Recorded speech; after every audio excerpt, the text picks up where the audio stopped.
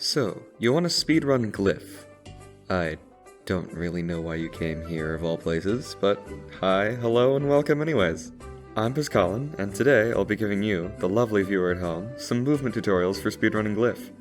I'll try to fit in everything I know to be a common technique with timestamps, so feel free to skip around to find the technique you want to brush up on, or just watch the whole thing. Glad to see you, no matter what you're here for. Without further ado then, shall we begin?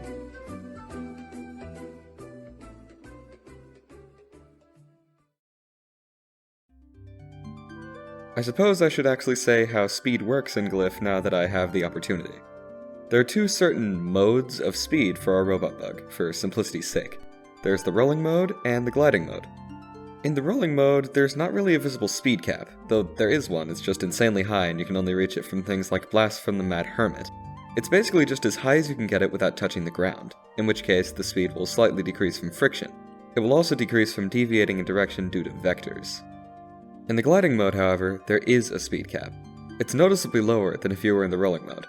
It's useful for slowing down if you're going too fast, say, from said blast from the Mad Hermit, but there is a detriment to this. If you're going faster than the speed cap for the gliding mode, you will lose the ability to change direction. You can change direction at any time during rolling mode, so this is an important distinction. You may think that the gliding mode is much worse than the rolling mode in terms of going through a level quickly, since you'll never be able to break the speed cap. And in a way you'd be right. Going through a level and only gliding is assuredly slower than spacing out your glides. However, there is one benefit that gliding mode has over rolling mode. While gliding, you accelerate faster than if you were rolling. With this in mind, multiple things become very important for each run. Knowing what type of movement to use may not come naturally at first, but trust me, with practice you'll start to recognize what speed Glyph needs.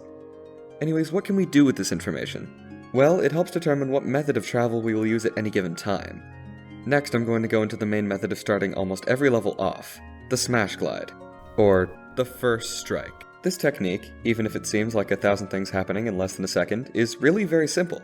You jump into the air, stomp as soon as you can, then right after you get bounced off the ground, glide and hold the direction you want to go.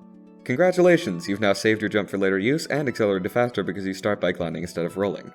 This can be combined with many other techniques. For example, you can weave one normal jump into it for extra starting height, or jump out of the glide for a little bit of height that way. Both of these methods can be used for different situations. If there's one trick you want to familiarize yourself with, it's definitely this one. There are a couple of more actions that can be done with more creative order of operations. Jump, jump, glide. It's a very effective method of gaining height quickly, and it's the highest way Glyph can jump from a standstill. Downsides to this are you gain so much height so quickly that you break the speed cap of gliding mode and can temporarily not change direction when performing this technique. And jump, glide, jump. The most common method of movement that is not utilizing the first strike. A single jump does not break the speed cap and allows a glide to continue building momentum. There's a certain timing that allows you to get the most height out of gliding, but I'm not sure I can explain it as well as I could be able to. It really is just a thing of getting used to Glyph's movement. If you do want a general timing window though, watch a few first strike executions and practice makes perfect.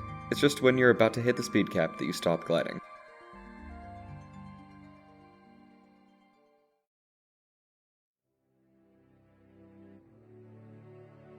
The next method I'm going to get into is snaking.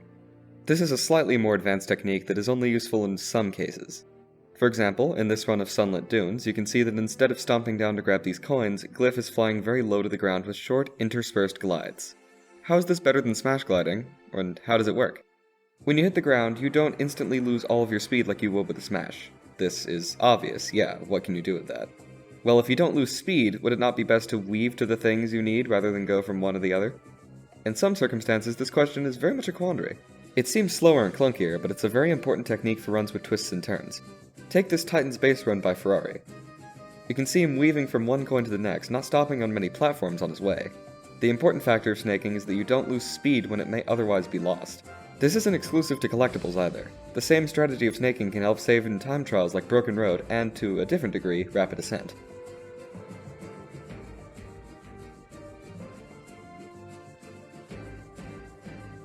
Next up is enemy techniques. This, again, is slightly niche, but when it comes in handy, it very much comes in handy. Take the level Forbidden Towers. You see right here I can bounce on the sentry's head for extra height. In levels with sentries, this is almost always used since it immediately starts Glyph off with a lot of momentum and gives you a double jump to use. And now you see this enemy bot about to ruin our day. Whenever an enemy shot or bot explosion hits Glyph, you'll go off flying in the opposite direction of the attack and lose all jumps you may have had available, though not your glides. As we come back down for the key, we can stomp to stop our momentum and hit the ground in a specific position to quickly influence where the NPC bot will want to go. These types of bots follow Glyph's position for their movement, so wherever you go, they'll try to go there too. You could be wondering why it is that we don't just continue on past the enemy since we had a lot of speed going for ourselves. The reasoning for this is twofold. One, the platforms of that level are very tricky to get onto with only one jump, and the burst of slight vertical momentum from the blast is just right to get Glyph on their way. Two, the speed you obtain from these jumps is instantaneous, meaning any time lost is gained back nearly immediately. This is more technical than it may seem, however. The tiniest inch off of your intended position can send you rocketing in a direction you did not at all want to go, and kill a run in a snap. You have to be very precise with these jumps. I, personally, try to find more consistent setups by finding spots on the ground where the trick will usually work based on where I come in from. Most of learning this tech is learning how enemies will move to Glyph and the timings of their explosions. NPC bots show up in a lot of levels where they can be used to save time. Celestial Steps, Lurking Menace, and Mad Hermit come up just to name a few off the top of my head. Mastering the use of NPCs can drastically speed up individual level or zero collectible runs, though it's not too useful for any percent and 100%.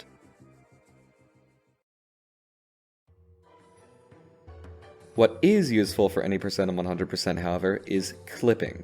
You wouldn't expect the most nuanced technique for speedrunning a game to be called clipping, or maybe you would because the concept of clipping out of bounds, In any case, if that's what you're thinking, I'm sorry because we don't clip through any walls here, unfortunately. Clipping, in the sense of how we use it in Glyph, is about hitting an edge of geometry in just the right way in which you're able to achieve insane amounts of height. This run in particular uses two instances of clipping to gain necessary height for skips. One right here, and one right here. Both of these clips use the same principle of hitting the edge of that geometry on the bottom of Glyph so the physics send him up without much motion change rather than stop dead in your tracks. It's a very careful balance. In any attempt until you get used to clipping, a few different results can occur. 1, you can overshoot the geometry and just die. 2, you can undershoot the geometry and hit it straight on, losing all momentum and dying again. 3, you can hit it and clip, but be sent flying in a wildly different direction than you expected because it wasn't on the right side, and...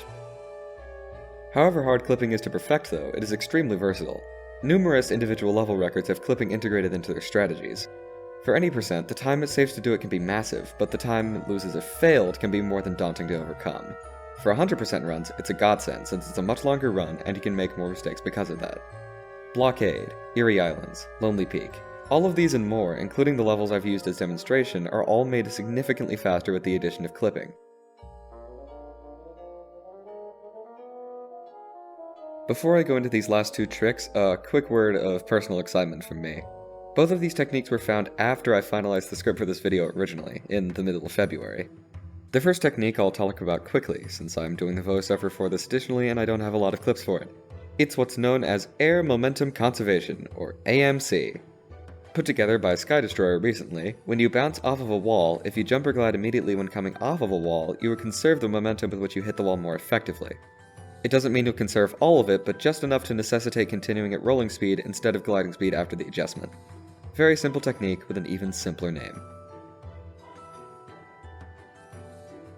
The next technique is also simple in concept, but just like clipping, it can be used in multiple places. It's called a ricochet. Hitting walls while rolling a certain direction in the air changes the angle you bounce off of them. This one is a bit harder to understand in concept, so I'll slow it down for you.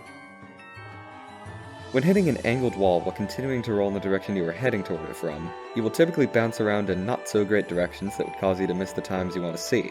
It made bouncing off of walls extremely inconsistent and, as a result, extremely prone to variance and failure. However, if you begin rolling just a bit before you hit the wall like so, you will bounce in an entirely different direction than you otherwise would have. Hitting walls and coming off of them converts your momentum into a vector that includes both the wall's angle as well as your current rolling direction, no matter how long you've been rolling that way or what direction you were previously going. This can make very silly looking things happen, like these bounces in Time War tablets. This can likely be utilized in numerous places throughout the game, in any percent, 100%, individual level, and beyond. There's even a new category being developed right now, what I hope to be called Vortex percent after the Spyro category of the same name. I think it could be utilized in all of these categories, but that's the beauty of this new technique. We don't know how it'll be used yet. We know how we can use it, but we don't know any specific use cases. Mad Hermit, Humbled Shrine, Jagged Valley, Fiery Wastes, probably half of all the clipping use cases to find specific angles, etc. There's a whole world out there with clipping and ricocheting, and we're only just getting started.